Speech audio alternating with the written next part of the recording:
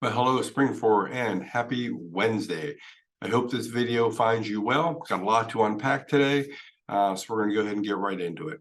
First, I'm very excited for this announcement that the Western Center is going to be hosting their first Celebrate Winter in Hawaii Community Dinner. That's happening on January 19th. And they're having two seatings, one at 4:30 and then one at 6 o'clock. It's a buffet dinner. Costs $20 per person, includes hors d'oeuvres, tropical salad bar, soups, and 4 main entrees. There is limited seating, so make sure that you email your reservations as soon as possible, as they do not accept walk-ins. So take care of that. The Western Center folk do a fantastic job of providing a really fantastic meal. So take advantage of that opportunity if you can. It's great that we have that opportunity to do that. The next thing I want to announce is Special Olympics. Spring4 is hosting Special Olympics this year. In part, we are also taking a team of students to Citizens Bank Park on February 10th to participate in the Polar Plunge. Now, the Polar Plunge supports Montgomery County Special Olympics, Spring4 Unified Track. And if you would like to take this plunge or donate to the Spring4 team, there will be a link in the weekly update for you to click on. So please check that out.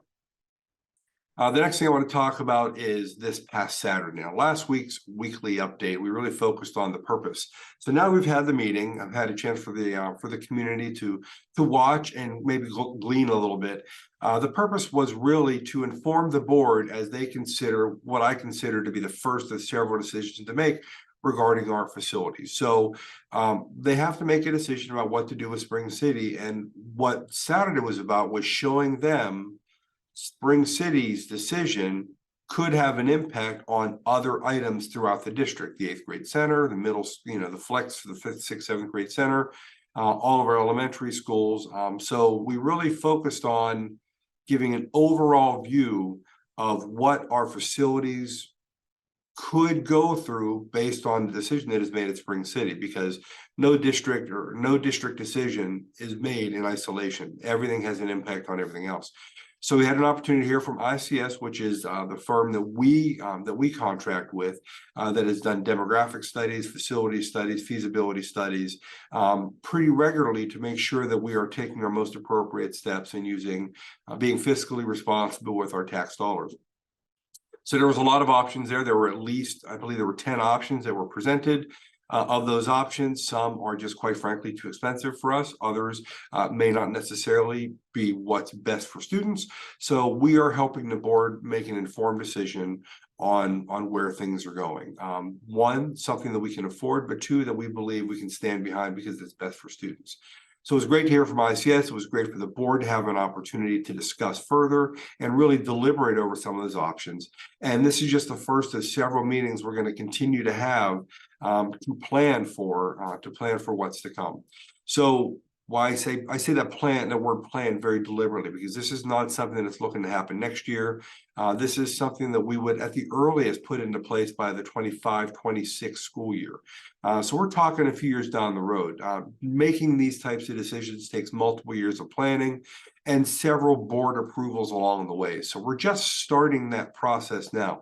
Yes, we have been kind of having conversations over the last year in smaller groups and in committees here and there, but these decisions really need to happen at the board table, which means the board needs to be involved in the community, and the community needs to have an opportunity to give their input and hear what is being discussed as well. So like I said, this past Saturday was sort of like that first, maybe not really a deep dive, but a first true exposure to what's out there, what the options are, and what the potential impact could be from a financial standpoint. So stay tuned, there will be a lot more. And as I said, anything that we would look to doing, even at Spring City, which is our first decision, wouldn't be in place until the 25-26 school year. And that would be like a move-in date. So stay tuned for that. It can be pretty exciting. It can also be very challenging for a community. So we will walk through this together and make the most appropriate decision. The last thing I have for you simply is that we do not have school on Monday for Martin Luther King Day.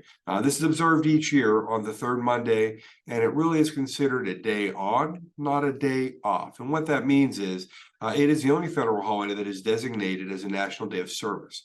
and that encourages all of us Americans to volunteer and improve our communities. This year, maybe consider making a commitment to serve in your community during MLK Day or anytime throughout 2023. Find ways that you can serve our community to make it a better place for all of us to enjoy. That's all I have for this week. Have a fantastic week. I'll see you next week, and take care.